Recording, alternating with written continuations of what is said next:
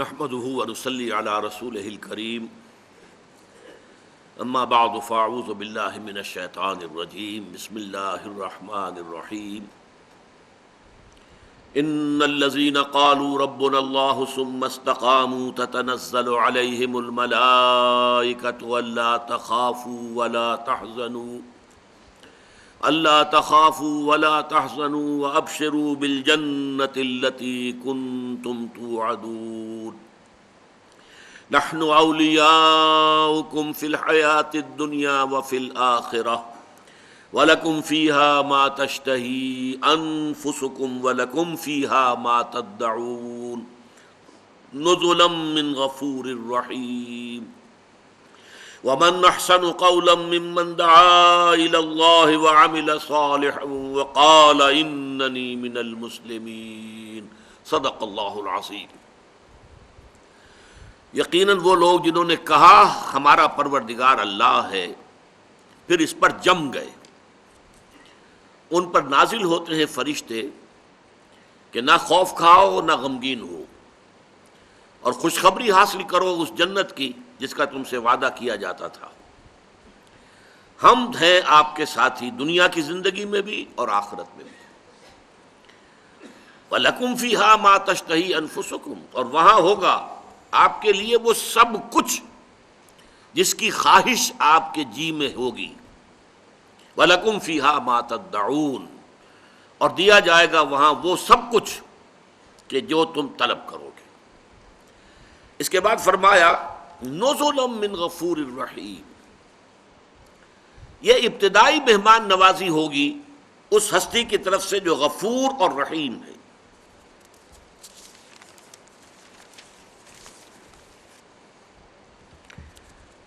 نزول کہتے ہیں عربی زبان میں کسی مہمان کی آمد پر فوری طور پر جو چیز پیش کی جائے۔ دو الفاظ علیحدہ علیحدہ ہیں، نزیل، مہمان کو نزیل بھی کہتے ہیں اور ضیف بھی کہتے ہیں، ضیف کی جمع ضیوف، مہمان۔ نزیل وہ اس وقت ہے جب کہ وہ ابھی آپ کے دروازے پر آ کر اترا ہے، یا اونٹ پر آیا ہے سوار ہو کر، اونٹ بٹھا کر اترا تو وہ نازل ہوا ہے، ابھی نازل ہوا ہے اونٹ پر سے۔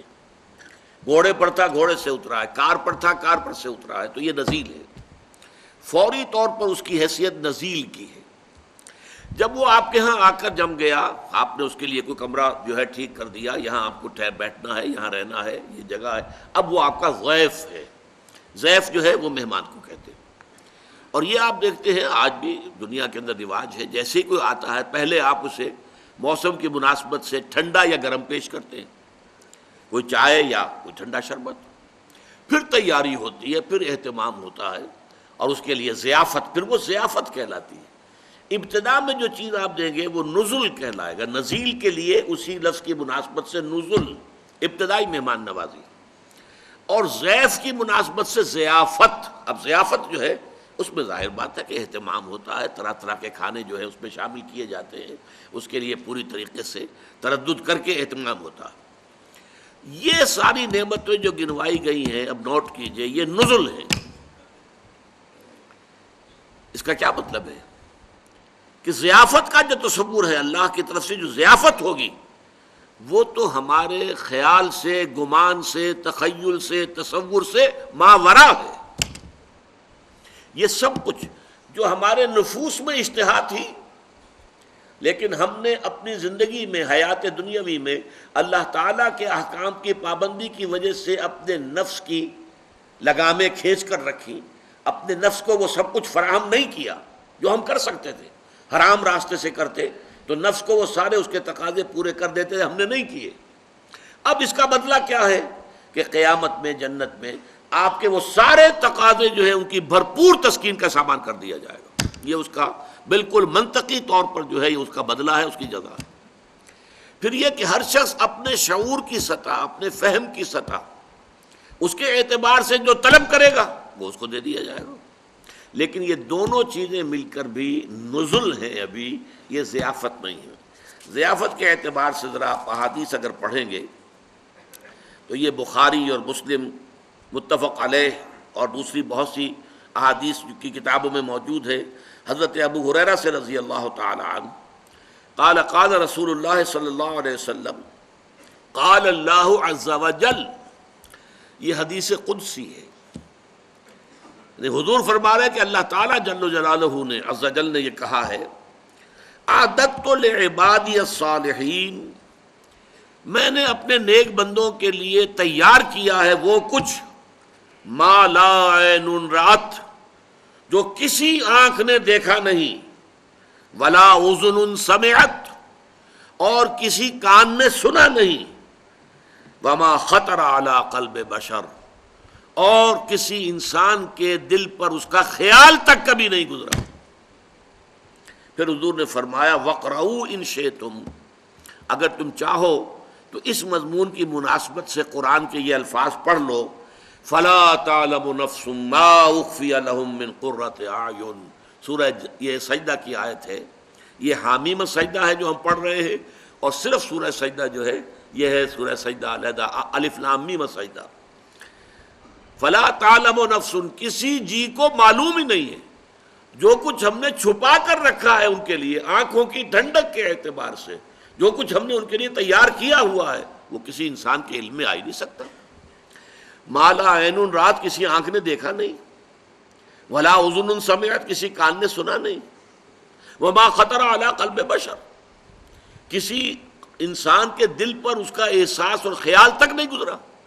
وہ نعمتیں ہیں جنت کی اصل ضیافت والی نعمتیں، یہ جو نعمتیں گنوائی گئی ہیں، لکم فیہا ما تشتہی انفسکم، تمہارے نفوس کے اندر جو تقاضے ہیں، جو خواہشیں ہیں، جو ودیت کی تھی اللہ تعالیٰ نے، تم نے ان کی لگاموں کو کھینچ کر رکھا اپنی حیات دنیاوی میں، اللہ تعالیٰ کے حلال پر اکتفا کی، حرام میں منہ نہیں مارا، اس کی جزا یہی ہوگی کہ تمہاری تمام جتنی بھی تمہاری نفسانی طلبیں ہیں ان سب کی بھرپور جو ہے تسکین کا سامان ہوگا۔ اور پھر جو تم مانگ سکو، مانگو جو مانگو، مانگو جو مانگنا ہو۔ اب ظاہر بات ہے ہر شخص اپنی ذہنی سطح کے مطابق مانگے گا۔ یہ تو ہے نزلا من غفور الرحیم، اس ہستی کی طرف سے ہے جو غفور اور رحیم ہے۔ باقی جیسا کہ میں نے عرض کیا، جو اصل ضیافت ہے وہ تو وہیں جا کر معلوم ہوگی، اللہ نے وہاں پہنچا دیا تب پتہ چلے گا۔ باقی ساری یہ جنت کی جو نعمتیں بیان ہوتی ہیں، سورہ رحمان میں ہوں، سورہ دہر میں ہوں، سورہ واقعہ میں ہوں، یہ ساری نعمتیں در حقیقت ان دو کیٹیگریز کے اندر ہیں، ما تشتہی انفسکم ولکم فیہا ما تدعون۔ وہ جو اصل ضیافت ہے اللہ تعالیٰ کی، عادت تو میں نے تیار کیا ہے لعبادی الصالحین، اپنے نیک بندوں کے لیے، ما لا عین رات، وہ چیزیں جو نہ کسی آنکھ نے دیکھی، ولا اذن سمعت، نہ کسی کان کے نے سنی، ولا خطر علی قلب بشر، کسی انسان کے دل پہ ان کا خیال تک نہیں آیا، وہ چیزیں ہیں جو وہاں فراہم کی گئی ہیں۔ اچھا، اس کے بعد فرمایا نزلا من غفور الرحیم، یہ غفور اور رحیم ہستی کی طرف سے ہے۔ یہ الفاظ یہاں کیوں لائے گئے؟ تاکہ یہ واضح ہو جائے کہ جنت کا حصول محض اپنی کوشش، جد و جہد، اپنے اعمال سے ممکن نہیں، جب تک کہ اللہ تعالیٰ کی شان غفاری اور شان رحیمی جو ہے دستگیری نہ کرے، اس وقت تک جو ہے جنت کا حصول ممکن نہیں ہے۔ اس ضمن میں ایک حدیث سن لیجئے، یہ حدیث مسلم شریف کی ہے، حدیث نبوی عن ابی ہریرہ رضی اللہ تعالی عنہ قال قال رسول اللہ صلی اللہ علیہ وسلم قاربوا وسددوا واعلموا انه لن ينجو احد منكم بعمله قالوا ولا انت یا رسول اللہ قال ولا انا الا ان يتغمدني ربي برحمت منه وفضل۔ حضور نے فرمایا دیکھو، سیدھے راستے پر چلنے کی کوشش کرتے رہو، اور استقامت، سداد کے معنی استقامت ہے، امام نووی نے سداد کے معنی مسددو جو آیا ہے مستقیم رہو، ان الذین قالوا ربنا اللہ ثم استقاموا۔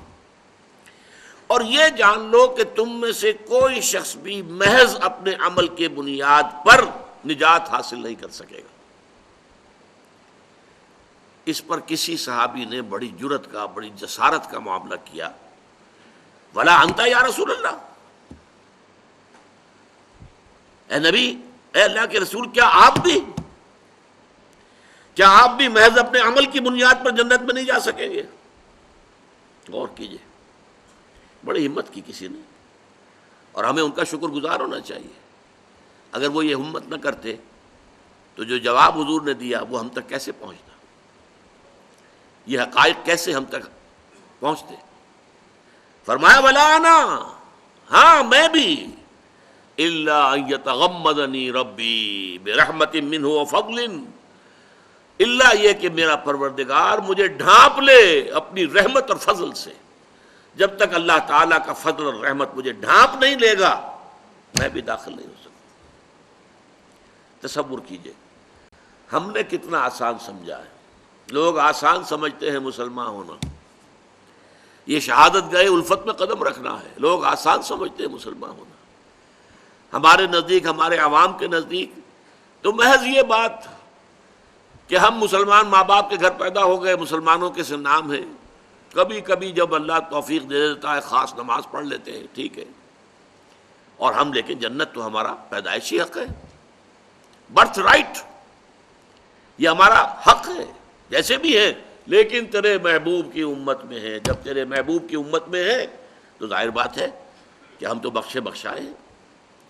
یہ تصور ہے ہمارے عوام کا، اور رسول اللہ فرما رہے ہیں قاربوا وسددوا، دیکھو سیدھے راستے پر چلو اور استقامت کا مظاہرہ کرو، وَاعْلَمُوا أَنَّهُ لَن يَنْجُوَ أَحَدٌ مِّنكُمْ بِعَمَلِهِ، اور اس چیز کو پیش نظر رکھو کہ تم میں سے کوئی بھی محض اپنے عمل کی بنیاد پر نجات نہیں پا سکے گا۔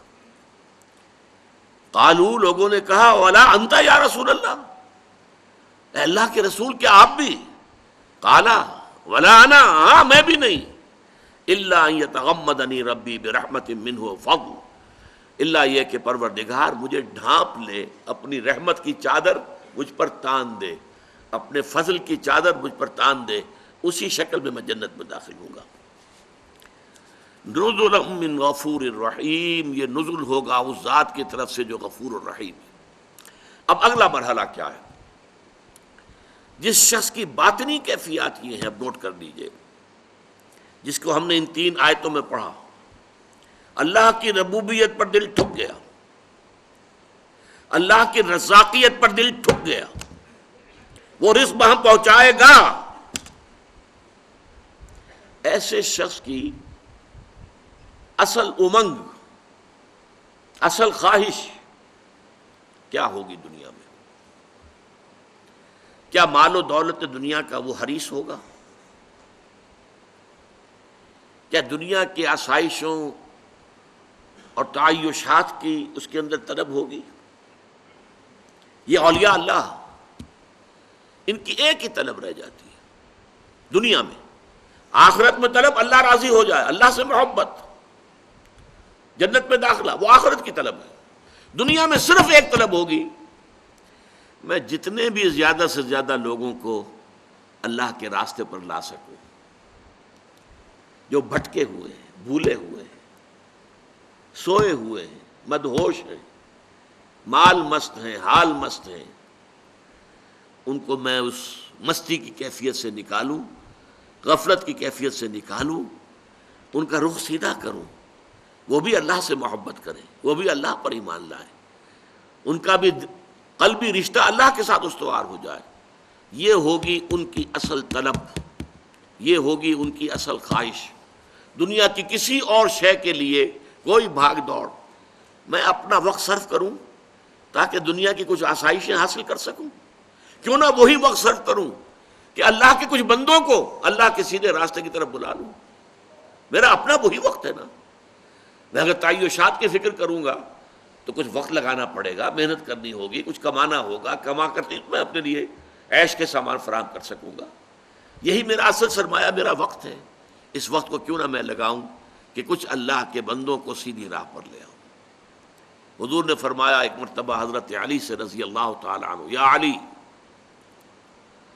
ان یہدی اللہ بک رجلا واحدا خیر لک من حمر النعم، اگر اللہ تعالیٰ تمہارے ذریعے سے کسی ایک انسان کو بھی ہدایت دے دے تو یہ تمہارے لیے سرخ اونٹوں سے بڑی دولت ہوگی۔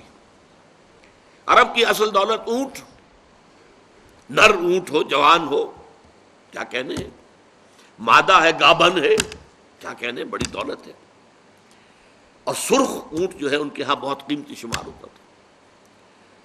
ان یہدی اللہ بک رجلا واحدا، ہدایت دیتا اللہ، تم نہیں دے سکتے، تمہارے ذریعے سے اللہ ہدایت دے دے. یہ ہے اصل الفاظ. حضور اپنے بارے میں فرماتے ہیں اللہ معطی وانا قاسم، دینے والا، عطا کرنے والا صرف اللہ ہے، میں تو تقسیم کرنے والا ہوں. انا القاسم، تقسیم کرنے والا. معطی، عطا کرنے والا، دینے والا وہ اللہ ہے. داتا وہ ہے اور کوئی داتا نہیں. داتا ایک اللہ ہے، دینے والا وہ ہے. انا القاسم، میں تقسیم کرنے والا ہوں. ہدایت اللہ دے گا، لیکن تمہارے ذریعے سے تم ذریعہ بن جاؤ اس کی ہدایت کا، تو یہ تمہارے لیے سرخ اونٹوں سے بہتر ہے. دیکھیے اس میں ذرا تھوڑی سی بات سمجھ لیجئے. یہ جو نقشہ ہے یہ ہمارے صوفیاء کرام اولیاء اللہ پر 100% راستہ تھا. شیخ معین الدین اجمیری کیا کرنے آئے تھے یہاں؟ کوئی ایکسپورٹ امپورٹ کا کاروبار کرنے آئے تھے؟ جائیداد بنانے آئے تھے؟ علی حجویری رحمۃ اللہ علیہ تو اس وقت آئے ہیں یہاں جہاں پہلے یہاں مسلمانوں کی حکومت قائم ہو چکی تھی. اس اعتبار سے ان کا یہاں آنا اتنی بڑی بات نہیں ہے. مسلمان حکومت پہلے قائم تھی، یہاں آ گئے، بیٹھ گئے. اور معین الدین اجمیری یہ اس وقت گئے ہیں جبکہ راجپوتانے کے اندر عین راجپوتوں کا گڑھ اجمیر، وہاں تو ہندوؤں کی حکومت ہے، رائے پتھورا کی حکومت، وہاں جا کر بیٹھا اللہ کا بندہ. کوئی خوف تھا اسے کہ ہندو میں مجھے ختم کر دیں گے؟ کوئی خوف تھا کہ یہ رائے پتھورا میرا کیا کرے گا؟ اور ان کی زندگی کا مقصد کیا تھا؟ صرف لوگوں کو اللہ کی طرف دعوت دینا، شرک کی گندگیوں سے نکالنا، توحید کے آب حیات سے روشناس کرانا. یہی مقصد تھا. روکھی سوکھی کھا رہے ہیں. یہ بابا فرید رحمۃ اللہ علیہ، ان کا معاملہ بھی یہ ہے. یہاں بھی اسلامی حکومت قائم ہو چکی تھی، لیکن اس علاقے کے سارے جو قبیلے راجپوت ہیں، وٹو اور سیال، جو اس علاقے کے سب سے زیادہ طاقتور قبیلے، دونوں کے دونوں جو ہیں، انہی کے ہاتھ پر ایمان لائے. ان کا حال کیا تھا؟ پانی میں نمک ڈال کر اس سے روٹی کھا رہے ہیں، کچھ نہیں ہے اور. پانی میں نمک ڈال کر تاکہ روٹی ذرا حلق سے نیچے اتر سکے. لیکن کام کیا تھا؟ اللہ کے بندوں کو اللہ کی طرف بلانا. تو یہ نقشہ تو ہمارے سامنے آ جاتا ہے اس لیے کہ یہ ہمارے لیے بڑا معروف ہے. صحابہ کرام کے نقشے کو ہم نہیں سمجھتے. صحابہ کرام ایک اس سے بلندتر لیول پر کام کر رہے تھے. نظام باطل کو ختم کرنا. ایک ہے افراد کو دعوت دینا، ایک ایک فرد، افراد ٹھیک ہو جائیں، ان کے عقائد ٹھیک ہو جائیں. ایک ہے غلط نظام جو سر کے اوپر مسلط ہے، باطل کا نظام جو غالب ہے، قائم ہے، نافذ ہے. شہنشاہیت،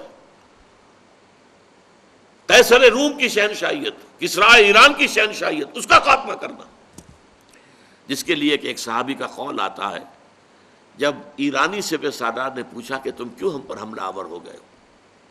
ہمارا تو تمہارے ساتھ کوئی جھگڑا نہیں ہے، کوئی بارڈر ڈسپیوٹ نہیں ہے، اور پہلے بھی تم لوگ آتے تھے، تم جنگلی قبائل تھے، تمہارے آتے تھے، لوٹ مار کر کے واپس چلے جاتے تھے، اب تم ہمارا پیچھا نہیں چھوڑ رہے.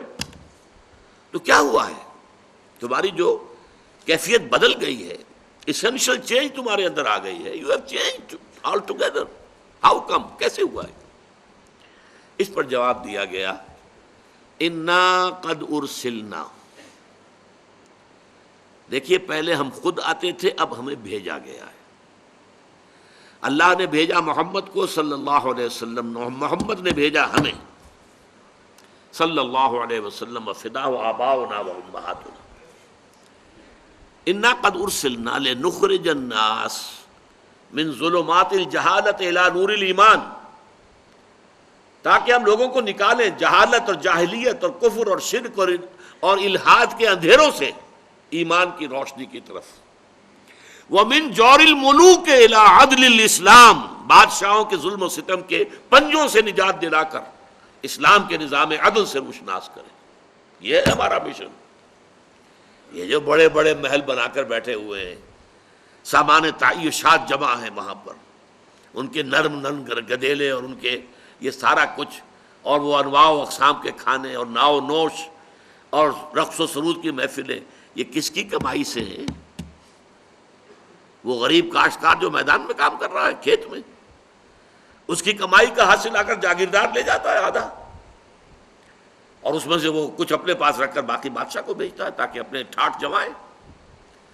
ان کی کمر ٹوٹی جا رہی ہے، ان کے بچوں کے لیے بنیادی ضروریات نہیں ہیں، سال بھر کے دانے بھی نہیں بچتے ان کے پاس، اور ان کا حال یہ جو ظلم ہے، ظالمانہ نظام ہے، اس نظام کو ختم کر کے اور وہ عادلانہ نظام جس میں عمر فاروق بیٹھے ہوئے نظر آئے کہ چٹائی پر بیٹھے ہوئے، نہ کوئی محل ہے، نہ کوئی گدیلے ہیں، نہ کوئی مور چھل ہے، کچھ نہیں،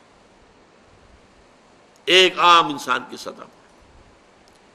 یہ مشن تھا صحابہ کرام کا، اور یہ بہت اونچا مشن تھا، بہت اونچا مشن تھا۔ یہ صوفیاء کرام کا مشن اس لیول پر تھا کہ افراد کو بدلنا ہے، نظام کو چیلنج انہوں نے نہیں کیا، جبکہ اصل میں صحابہ کرام نے اصل ٹکر نظام سے مول لی۔ نظام جب ختم ہو جائے گا غلط تو ظاہر بات ہے کہ اب عام لوگوں کے لیے ان کے ذہن بھی کھل جائیں گے، بات کو سمجھنے کے لیے تیار ہو جائیں گے، ان کے دل جو ہے وہ آمادہ ہوں گے کہ اب وہ بات کو سمجھیں۔ یہ ہے اصل میں اولیاء اللہ جو ہمارے ہاں ہمارا ایک تصور ہے صوفیاء کرام کے بارے میں، اور صحابہ کرام کا جو رول تھا، یہ دونوں اپنی جگہ پر نہایت ہی مستحسن رول ہے، دونوں کردار بہت عمدہ ہے، لیکن یہ کہ ان میں سے ظاہر بات ہے کہ فضیلت جو ہے وہ صحابہ کرام کے رول کو ہے کہ انہوں نے نظام جو ہے، نظام باطل ظالمانہ نظام کو شیٹر کر کے رکھ دیا۔ وَمَنْ أَحْسَنُ قَوْلًا مِّمَّنْ دَعَا إِلَى اللَّهِ وَعَمِلَ صَالِحًا وَقَالَ إِنَّنِي مِنَ الْمُسْلِمِينَ۔ جو میں نے بتایا کہ جو لوگ اس مرتبہ ولایت پر پہنچ جائیں، ان کی اس دنیا میں ایک ہی خواہش رہ جاتی ہے کہ زیادہ سے زیادہ لوگوں کو اللہ کے راستے پر لے آئیں، اللہ سے روشناس کرا دیں، اللہ سے متعارف کرا دیں۔ یہ متعارف جو ہے معرفت سے بنا ہے نا، معرفت، متعارف کرانا، ایک دوسرے کی پہچان، لوگ اللہ کو پہچان لیں، اللہ تعالیٰ کی عظمت ان پر واشگاف ہو جائے، اللہ تعالیٰ کی ربوبیت کے وہ قائل ہو جائیں، اللہ تعالیٰ ہی کو اپنا مقصود و مطلوب اور محبوب حقیقی بنا لیں۔ اس کے لیے چیز ہے جس کا نام ہے دعوت۔ وَمَنْ أَحْسَنُ قَوْلًا مِّمَّنْ دَعَا إِلَى اللَّهِ، یہ قولاً یہاں تمیز کے لیے آیا ہے، بات کے اعتبار سے حسین ترین کون شخص ہے؟ شکل و صورت کے اعتبار سے حسین ترین کوئی اور ہو سکتا ہے، رنگ و روپ کے اعتبار سے حسین ترین کوئی اور ہو سکتا ہے، لیکن یہ جان لیجئے انسان کا سب سے اونچا وصف جو اس کو حیوان سے متمیز کرتا ہے وہ اس کا نطق ہے، گویائی، کلام۔ اسی لیے انسان کو کہتے ہیں حیوان ناطق، حیوان ہے باقی ان کے پاس نطق نہیں ہے، گویائی نہیں ہے، کلام نہیں ہے، ہمارے پاس کلام ہے، اور اس کو اللہ تعالیٰ نے سب سے بڑی شے قرار دیا ہے انسانیت کے اوصاف میں سے۔ الرحمن علم القرآن خلق الانسان علمہ البیان، یہ بیان جو ہے یہ گویا کہ انسان کی سب سے بڑی صلاحیت ہے، ورنہ دیکھنا ہم دیکھتے ہیں، حیوانات ہم سے زیادہ دیکھتے ہیں۔ شکاری پرندہ جو ہوتا ہے وہ عقاب، وہ بڑی بلندی سے زمین پر پڑی ہوئی سوئی کو دیکھتا ہے۔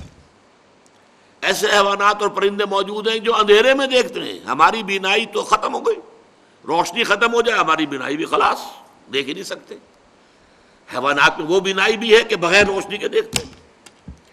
یہ ساری صلاحیتیں ہماری جو حیوانات کے اندر موجود ہیں، بلکہ ہم سے بہتر موجود ہیں۔ جسمانی طاقت شیر میں، ہاتھی میں جتنی ہے، ہم کیا شے ہیں ان کے مقابلے میں؟ ہاتھی کا ایک پاؤں بھی ہمارے اوپر رکھ دیا جائے تو ہمارا کچوبر نکل جائے۔ لیکن ایک شے جو اللہ نے ہمیں دی ہے عقل، اور ایک اسی لیے انسان کو حیوان عاقل بھی کہتے ہیں، اور دوسری شے جو دی ہے وہ نطق، گویائی، علمہ البیان، اللہ نے بیان سکھایا۔ اچھا، اب اس بیان کا مصرف کیا ہے؟ دیکھیے، ایک تو ہے آپس میں ہم کمیونیکیٹ کرتے ہیں، گفتگو کرتے ہیں، مجھے پانی لا دو، کھانا دے دو، یہ کر لو، وہ کر لو، اس کو چھوڑیے، یہ اصل مصرف نہیں ہے۔ بڑے مصارف کیا ہیں؟ آپ کو معلوم ہے دنیا کی تاریخ میں بڑے بڑے ڈکٹیٹر محض ڈیمیگوگ ہونے کی وجہ سے، بہت بڑے مقرر ہونے کی وجہ سے ڈکٹیٹر بن گئے۔ ہٹلر ڈیمیگوگ، بہت بڑا مقرر تھا، اوریٹر۔ ہمارے ہاں یہی معاملہ بھٹو صاحب نے کر کے دکھایا تھا، عوام کو کھینچ کے لے گیا اپنے ساتھ۔ یہ کیا ہے؟ یہ زبان کا کرشمہ تھا اس کا۔ اسی طریقے سے ایک وکیل بیچارہ جو ہے وہ کورٹس کے اندر دھکے کھاتا پھرتا ہے، وہ زیادہ زیادہ یہ کوئی سرٹیفائی کر دے، 5 روپے لے لے، 10 روپے لے لے، اور اسے کوئی وکیل نہیں بناتا اپنا۔ ایک وکیل وہ ہے جو ایک پیشی کے 5 لاکھ لیتا ہے کہ نہیں ایسے وکیل؟ وہ کیوں لیتا ہے؟ قوت بیان کی بنیاد پر۔ قانون اس نے بھی وہی پڑھا ہے، اس نے بھی وہی پڑھا ہے، قانون کی کتاب اس کے پاس بھی وہی ہے، اس کے پاس بھی وہی ہے، لیکن کسی مقدمے کو پیش کر سکنا اپنے قوت بیان کے ذریعے سے، یہ ہے کہ جس کے ذریعے سے در حقیقت اس کی ایک پیشی کی 5 لاکھ ہے۔ لیکن اب ایک ہے انسان اپنی اس قوت بیان کو استعمال کر رہا ہے صرف اس کام کے لیے کہ اللہ کے بندوں کو اللہ کی طرف لے آئے۔ جیسے اقبال نے کہا، نغمہ کو جاؤ من کو جا، ساز سخن بہانہ ایست، سوئے قطار می کشم ناقہ بے زمام را۔ میں کہاں اور نغمہ کہاں، میں شاعر نہیں ہوں، مجھے غزل سرا سمجھ لیا گیا ہے، میں نے تو اس کو ایک میڈیم کے طور پر استعمال کیا ہے۔ اصل میں تو ناقہ بے زمام، یہ اونٹنی جو اپنی رسی توڑا بیٹھی ہے، اس کی نکیل نہیں ہے، اس وقت بے زمام ہو گئی ہے، بے قابو ہو گئی ہے، کسی حساب کتاب میں آنے کو تیار نہیں، اسے سوئے قطار لا رہا ہوں تاکہ پھر قافلے میں شامل ہو جائے۔ اللہ کے بندوں کو جو بھٹکے ہوئے ہیں، بھولے ہوئے ہیں، ادھر یا ادھر بھٹک کر رہ گئے، ان کو اللہ کی طرف بلانا، یہ ہے مصرف اس قوت بیان کا۔ اور یہی سورہ رحمان کے ان 4 آیتوں کے درس میں کہا کرتا ہوں کہ وہ 4 چیزیں چوٹی کی ہیں۔ الرحمن، اللہ کے ناموں میں چوٹی کا، اس لیے کہ آج بھی جیسا کہ آیا درس میں، محض ہم اپنے عمل سے جنت میں نہیں جا سکیں گے جب تک کہ رحمت خداوندی ہماری سازگاری نہ فرمائے۔ الرحمن علم القرآن، سارے علوم اللہ نے سکھائے انسان کو، مگر چوٹی کا علم قرآن کا علم ہے۔ خلق الانسان، فرشتوں کو اس نے بنایا، جنوں کو بنایا، انسانوں کو بنایا، حیوانوں کو بنایا، آسمان بنائے، زمین بنائی، سورج بنایا، چاند بنایا، لیکن سب سے چوٹی کی تخلیق انسان، مسجود ملائک۔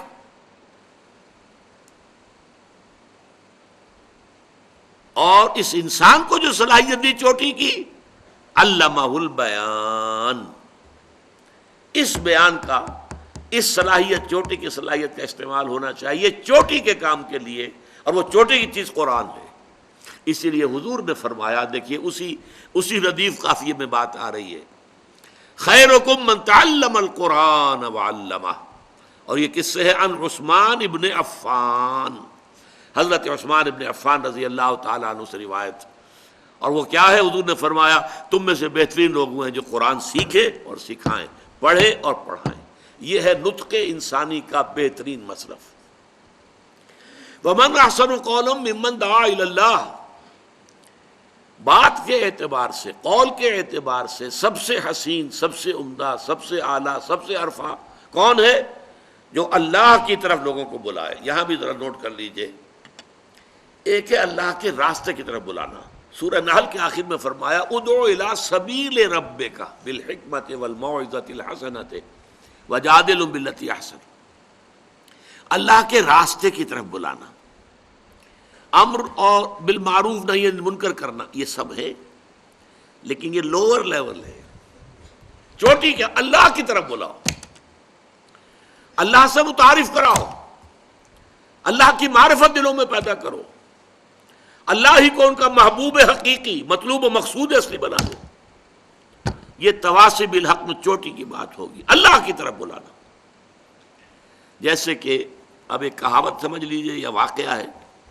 حضرت رابعہ بصریہ جو اولیاء میں سے ولیاں ہیں اللہ کی، وہ ایک خاص جذب کی مجذوبیت کی کیفیت میں ایک روز جا رہی تھی. ایک ہاتھ میں ایک لوٹا تھا، اس میں پانی تھا، ایک ہاتھ میں ایک مشعل تھی، آگ. لوگوں نے پوچھا رابعہ کہاں جا رہی ہیں؟ کہ میں جا رہی ہوں اس آگ سے تو جنت کو جلا دوں اور اس پانی سے دوزخ کو ٹھنڈا کر دوں، تاکہ لوگ اللہ کو اللہ کے لیے چاہیں، جنت کے لیے نہ چاہیں، اللہ دوزخ سے بچنے کے لیے نہیں، اللہ کی محبت میں. لا مطلوب الا اللہ، لا مقصود الا اللہ. یہ ہے بلند ترین مقام. آپ عاشق بن جائیں اللہ کے. آپ والذین آمنوا اشد حبا للہ، اللہ تعالیٰ کی محبت میں شدید ترین. باقی بھی ٹھیک ہے، خیر کی باتیں ہیں، حق کا بات کا کہنا، تواصی بالحق، امر بالمعروف نہی عن المنکر، دعوت الی سبیل ربک، رب کے راستے کی طرف بلانا. لیکن اونچی ترین منزل کیا ہوگی؟ ومن احسن قولا ممن دعا الی اللہ. اور اب اس کے ساتھ فرمایا اس کے شرط لازم کیا ہے؟ وعمل صالحا. اگر آپ اچھی سے اچھی دعوت دے رہے ہیں لیکن آپ کا عمل اس کا متناسب نہیں ہے تو دو نتیجے ہوں گے. پہلا نتیجہ یہ کہ دعوت آپ کی غیر مؤثر ہو جائے گی. دوسرا نتیجہ یہ ہوگا کہ دعوت بدنام ہو جائے گی. لہذا آپ کا اپنا عمل درست ہونا چاہیے لازماً، وہی دلیل بنے گا، وہی در حقیقت آپ کی دعوت کے لیے اصل طاقت فراہم کرے گی. وعمل صالحا، یہ شرط لازم ہے.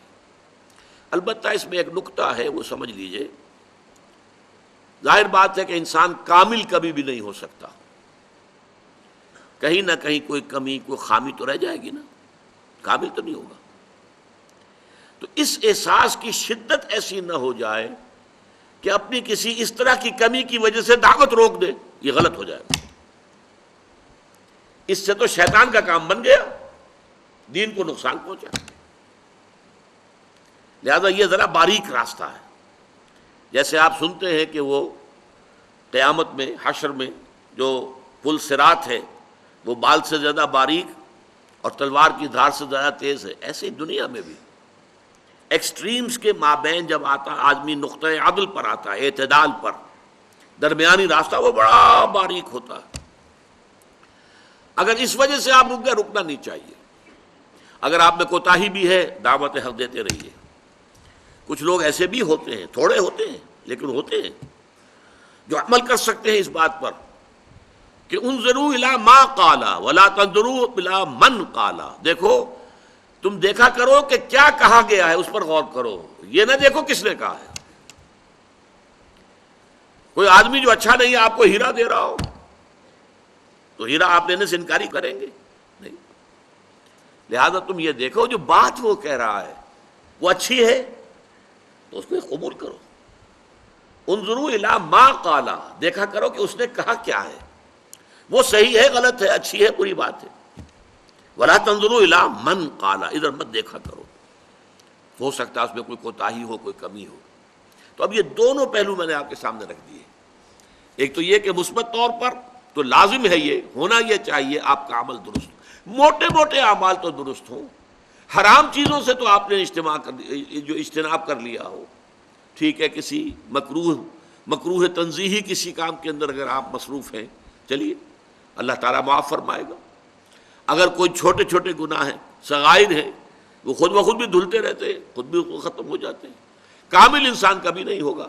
لہذا ایسا نہ ہو کہ شدت ہو آپ کو کہ میرے دامن پر تو یہ دھبے موجود ہیں، اور یہ اسی کو زیادہ ہوگا جس کے اندر زیادہ نیکی پیدا ہو جائے گی، جس میں اپنے اندر زیادہ تقویٰ ہوگا، اس پر اپنی خامیاں کوتاہیاں زیادہ نمایاں ہو جائیں گی، اور اس کی وجہ سے وہ دعوت الی الخیر اور دعوت الی اللہ کا کام روک دے تو یہ نقصان دہ بات ہے. بلکہ یہ ہو سکتا ہے کہ وہ خیر کی دعوت دیتا رہے تو یہ اور کو سجیشن کے درجے میں خود اس کے لیے مفید ہو جائے کہ انسان سوچے کہ میں یہ کہہ رہا ہوں تو مجھے اس کے اوپر پورا اترنا چاہیے. بہرحال ان دونوں چیزوں کو سامنے رکھیے.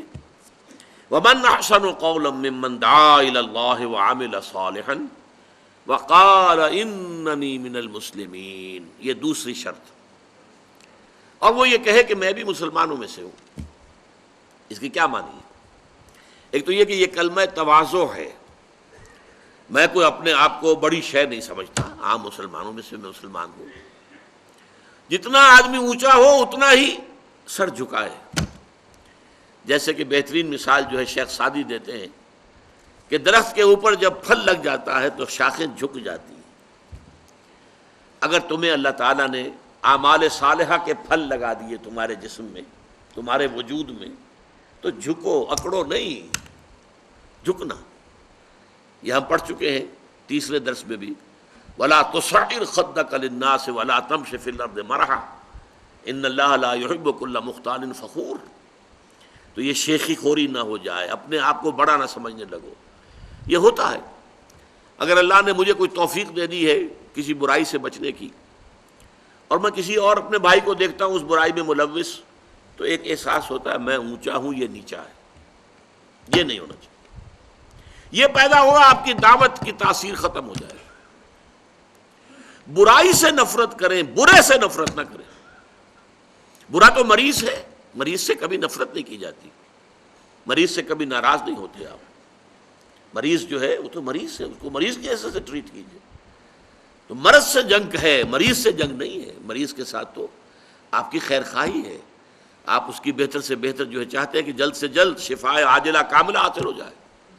اس اعتبار سے ذرا بھی اپنے اندر اگر گھمنڈ پیدا ہو گیا، غرور پیدا ہو گیا، اگر زوم پیدا ہو گیا، عجب پیدا ہو گیا، یہ وہ چیزیں ہیں. حضور نے فرمایا ثلاث مہلکات و ثلاث منجیات. تین چیزیں ہیں نجات دلانے والی اور تین چیزیں ہلاک کرنے والی. ہلاک کرنے والی چیزوں میں آپ نے شمار کرایا فَأَمَّا الْمُهْلِكَاتُ فَهَوًى مُتَّبَعٌ. نفس کی خواہش جس کی پیروی کر لی جائے، نفس نے کہا یہ کرو، تم نے کرنے لگ گئے، یہ نہیں دیکھا کہ حلال ہے یا حرام ہے. هَوًى مُتَّبَعٌ وَشُحٌ مُطَاعٌ. اور مال کی حرص جو ہے تمہارے دل میں، اگر تم اس کی پیروی کرتے ہو، اسی کے پیچھے لگتے ہو، تو یہ بھی ہلاک کرنے والی چیز ہے. وَإِعْجَابُ الْمَرْءِ بِنَفْسِهِ وَهِيَ أَشَدُّهُنَّ. تیسری مہلکات میں سے کیا شے ہے؟ انسان کا اپنے آپ کو کچھ سمجھنا. اعجاب المرء بنفسه. اور فرمایا وَهِيَ أَشَدُّهُنَّ. یہ جو ہے شدید ترین ہے، سخت ترین ہے. یہ ان تمام مہلکات میں ہم متبعون سے بھی زیادہ شدید اور شح مطاعن سے بھی زیادہ شدید اعجاب المرء بنفسه وہی اشدہن. تو اس کا ایک مطلب تو یہ ہے کہ اننی من المسلمین، میں بھی مسلمانوں میں سے ہوں، میرے اندر بھی کوتاہیاں ہیں. بھائی یہ جو آپ کے اندر یہ معاملہ ہے ذرا اس کی اصلاح کر لیجئے. آپ بہت اچھے آدمی ہیں، بہت عمدہ آپ کا کردار ہے، یہ ایک داغ ہے، دھبا ہے، دھو لیجئے. پھر یہ کہ یہ بات کہی جائے، تنہائی میں کہی جائے، اکیلے میں کہی جائے، پبلک میں ڈنکا نہ پیٹا جائے، اس کا ڈھنڈورا نہ پیٹا جائے، جس سے اس میں ایک ریئیکشن پیدا ہو. عزت نفس جو ہے وہ انسان کی مجروح ہوتی ہے کہ اس نے مجھے پبلک کے اندر جو ہے ذلیل کر دیا ہے، تو اس کا نتیجہ الٹا نکلے گا. اسے بڑی حکمت کے ساتھ ادعو الی سبیل ربک بالحکمت والموعظۃ الحسنۃ وجادلھم باللتی احسن. اپنے رب کے راستے کی طرف بلاؤ، لیکن کس طور سے؟ حکمت کے ساتھ بلاؤ اور اچھی نصیحت، واعظ حسنہ. اور کہیں جھگڑنا پڑ جائے تو بھی خوبصورتی کے ساتھ جھگڑو. دوسرا اس کے اندر ایک اور مفہوم ہے، اور وہ یہ ہے فرقے واریت سے بچنا. کوئی صالح آدمی، کوئی بھی اللہ کا ولی، کوئی بھی داعی اللہ، وہ کھڑے ہو کر اپنا جو ہے فرقہ علیحدہ بنا رہے، یہ بڑی تباہی ہے. قال اننی من المسلمین، ہم بھی مسلمان ہیں. بس جماعت ایک مختلف شے ہے. مسلمانوں میں سے کچھ لوگ ایک کام کے لیے جمع ہو جائیں، وہ جماعت ہے. فرقہ ایک مختلف شے ہے، وہ نسلاً منتقل ہوتا ہے. فلاں فرقے کے باپ ہے تو فلاں اسی کا بیٹا ہو جائے گا. جماعت میں آدمی شریک ہوتا ہے اپنے اختیار سے، اپنے سمجھ سے، اپنے فہم سے، کسی مقصد کے خاطر، کسی نصب العین کے لیے اس کا اپنا چوائس ہوتا ہے، اس میں شامل ہوتا ہے. لیکن تفرقہ جو ہے، ولا تفرقوا، فرقہ جو ہے، فرقہ بازی، فرقہ پرستی، نیا فرقہ بنا دینا، نیا نام رکھ لینا اپنے لیے، نہیں. قال اننی من المسلمین، سورہ حج میں فرمایا هو سماکم المسلمین من قبل وفی ھذا، اے مسلمانوں تمہارا نام اللہ نے مسلمین رکھا ہے، پہلے بھی اور اب بھی. قرآن میں بھی تمہارا نام مسلمین ہے، اور اس سے پہلے بھی. امت مسلمتن، حضرت ابراہیم اور اسماعیل نے دعا کی تھی، پروردگار ہماری اس اولاد میں سے ایک امت مسلمہ برپا کیجیے، اور ان میں ہی اپنا ایک رسول اٹھائیے صلی اللہ علیہ وسلم، جو انہیں تیری کتاب کی آیات پڑھ کر سنائے اور کتاب کی تعلیم دے اور حکمت دے، ایک حکمت سکھائے اور ان کا تزکیہ کرے، انہیں پاک کرے. ومن احسن قولا ممن دعا الى اللہ وعمل صالحا وقال اننی من المسلمین ولا تستوی الحسنۃ ولا السیئۃ. اب یہاں پر مضمون ایک بہت بڑا شروع ہو رہا ہے، لیکن اس کو تو انشاءاللہ اگلی ہی نشست میں ہم لیں گے. لیکن اس کا پہلا ٹکڑا جو ہے، اس کو اس اعتبار سے اپریشیٹ کرنا کہ قرآن مجید کا انداز کلام کیا ہے. پہلے ایک ایسی بات کہو جس سے کوئی اختلاف کر ہی نہ سکے، یونیورسل ٹروتھ. ولا تستوی الحسنۃ ولا السیئۃ، دیکھو بھلائی اور برائی برابر تو نہیں ہوتے نا. کوئی سے انکار کرے گا، اختلاف کرے گا؟ بھلائی بھلائی ہے، برائی برائی ہے. لہذا ان دونوں میں تساوی کی نسبت نہیں ہو سکتی، یہ برابر نہیں ہو سکتے. اس پر بلڈ کیا ہے آگے چل کر کہ اگر تمہاری مخالفت کی جائے، تمہیں ستایا جائے، تمہیں ایذائیں پہنچائی جائیں، اس لیے کہ یہ ہم پڑھ چکے ہیں اپنے تیسرے سبق میں، یا بنی اقم الصلاۃ وامر بالمعروف وانہ عن المنکر واصبر علی ما اصابک. نماز قائم رکھ اور نیکی کا حکم دے، بدی سے روک، اور پھر جو بیتے اسے جھیل، برداشت کرو. تو جھیلنا اور برداشت کرنا اس کے بھی رتبے ہیں مختلف. ایک تو یہ ہے کہ آپ کو کسی نے گالی دی، آپ جھیل گئے، برداشت کر دیا، خاموش رہے، جواب نہیں دیا. اور ایک یہ کہ بھائی اللہ آپ کا بھلا کرے، اللہ تعالیٰ آپ کو ہدایت دے، آپ نے جواباً دعا دی، یہ بلند تر مرتبہ ہو جائے.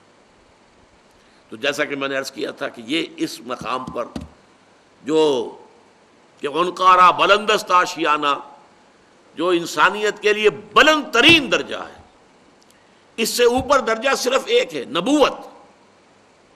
لیکن نبوت وہ بھی شے ہے، اکتسابی نہیں ہے، آدمی اسے خود حاصل نہیں کر سکتا، بلکہ ہے کہہ رہا ہوں تو غلط کہہ رہا ہوں، تھی، اب تو وہ ماضی کی شے ہے، دروازہ بند ہو چکا، ختم نبوت.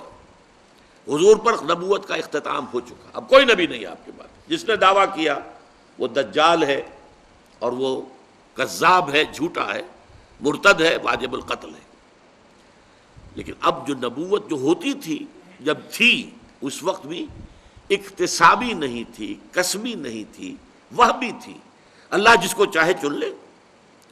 ان اللہ اصطفیٰ آدم و نوحا وآل ابراہیم وآل عمران علی العالمین، اللہ نے چن لیے، اللہ کا چناؤ، اللہ کی پسند.